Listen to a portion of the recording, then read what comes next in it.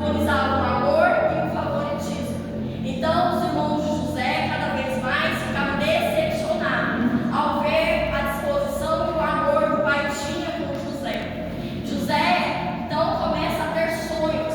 E José começa a contar os seus sonhos. E primeiro ele sonha que os feixes de trigo dos seus irmãos se inclinavam diante dos feixes de trigo dele. Depois ele sonha que tanto o sol, a lua e 11 estrelas também se curvavam diante dele. Então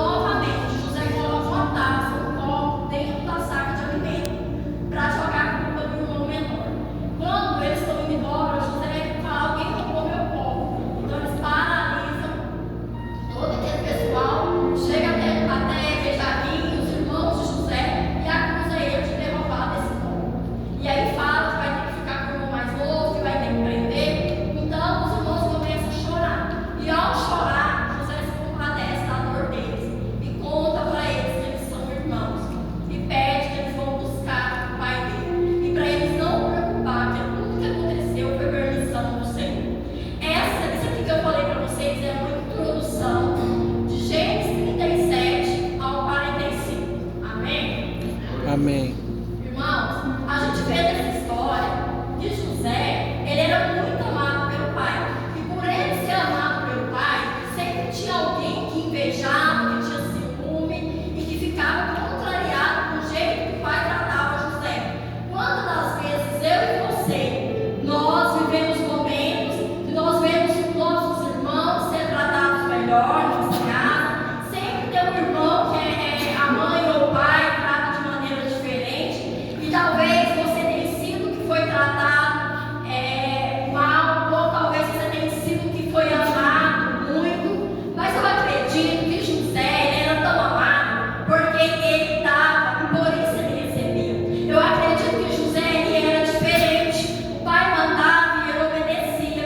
Talvez a gente questione porque o outro recebe e nós não, mas será que nós estamos fazendo conforme o outro? Será que nós também estamos plantando as coisas que nós queremos receber? Porque o José, a gente nota que tudo que o pai falava, ele estava ali pronto para servir. E os irmãos, será que eles obedeciam? Ou será que eles traziam desobediência ao coração do pai? Muitas das vezes nós queremos se vitimizar, dizer que o outro é melhor, que o outro é mais amado, que o outro é mais visto. Mas será que nós estamos fazendo conforme é necessário para a gente receber esse amor? E não bastava somente José ser amado, ser o preferido. Ele também ganha a túnica do pai. A túnica mexe muito com a cabeça dos irmãos. Quando ele recebe aquela túnica, os irmãos ficam indignados. Então, não bastava a túnica, veio também os sonhos. Quantas das vezes nós sonhamos e queremos contar para quem está ao nosso lado? Muitas das vezes nós queremos compartilhar o sonho com o amigo, com o irmão, com a família, com o pai. E muitas das vezes, quando nós estamos contando os nossos sonhos, as pessoas que estão do nosso lado não estão agradando.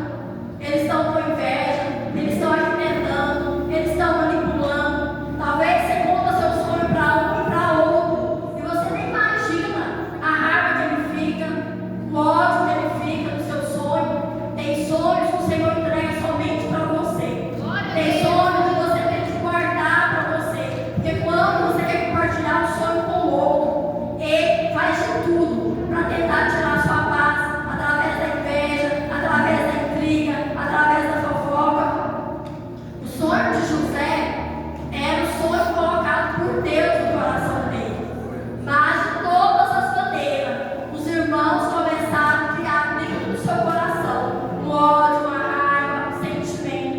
Porque eles não vigiavam, eles não tinham vida com Deus assim como José. Porque quando você tem vida com Deus, quando você está guardado pelo Senhor, os seus sonhos, eles se realizam.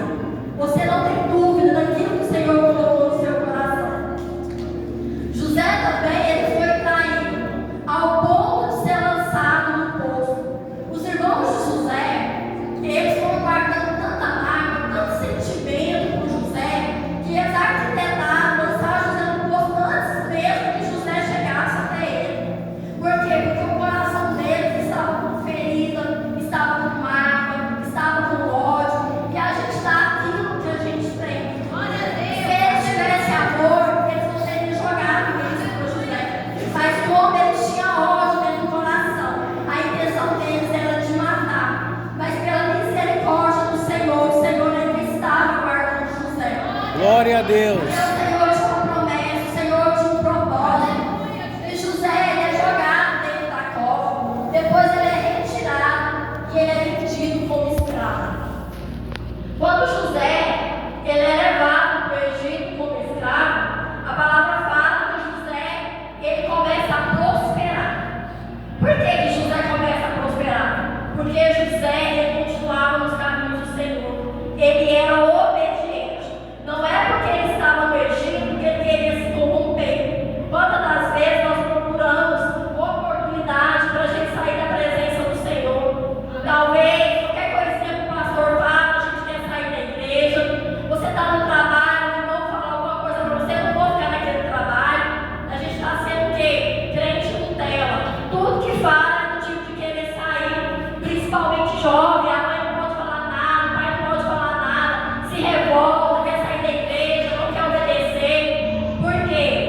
Porque não está baseado nem focado na palavra. Porque quando você foca na palavra, quando você se alimenta da palavra, quando você jejua, quando você tem vida com Deus, pode vir o que for, você permanece. José estava no Egito, mas ele não era contaminado pelo Egito. Ele tinha de tudo para ele ser contaminado ali.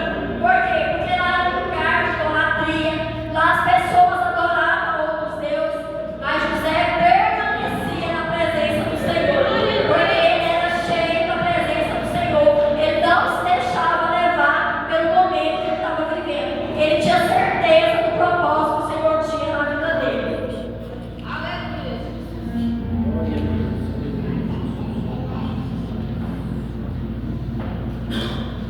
Então a palavra revela que José começa a prosperar. Ele teve um tempo de calmaria, assim como eu, como você. Quando nós estamos numa prova, vem o tempo da calmaria.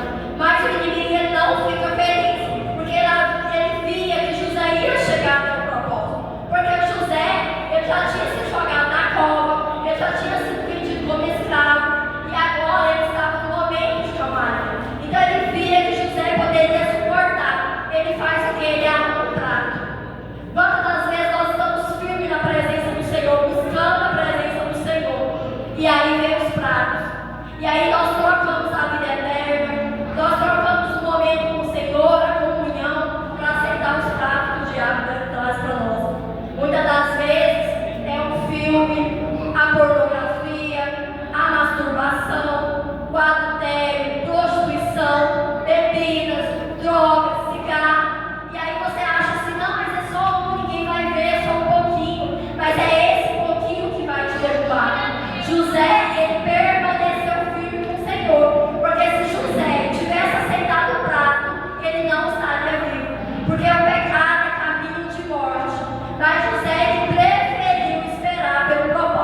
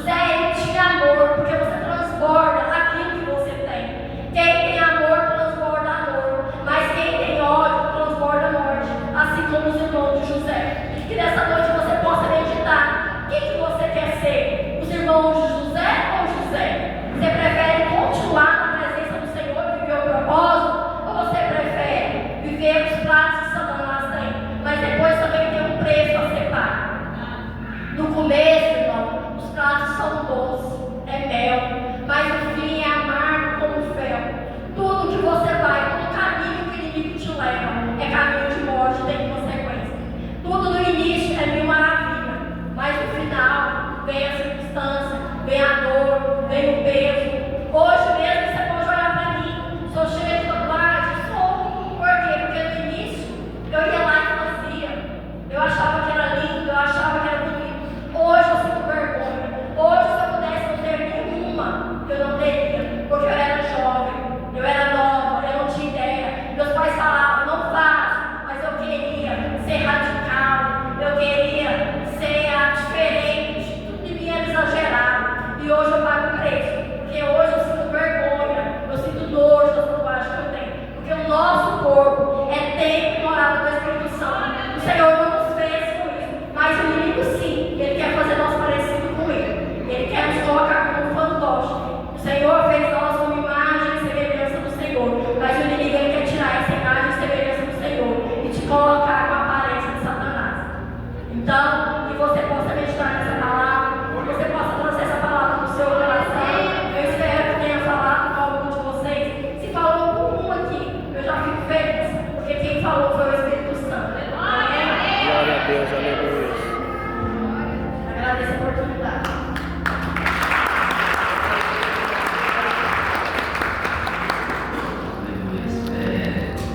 Quero só agradecer, né, irmão Cleonice, Deus abençoe, palavra dos céus abençoada. Eu peguei essa palavra, foi uma palavra muito abençoada. Agradecer também a minha esposa pelo apoio, sempre está do meu lado, me ajudando. Hoje ela ficou brava aqui comigo, porque pedi ela para cantar aquele hino de novo. Não sei porquê, mas eu sempre gosto dela cantar aquele hino. Aí eu pedi, nossa, de novo. Eu falei, canta ele de novo. E foi muito bom. Eu gosto muito desse louvor, né? Porque, como diz, a gente vive para adorar o Senhor. A gente está aqui para adorar o Senhor, né? Quero deixar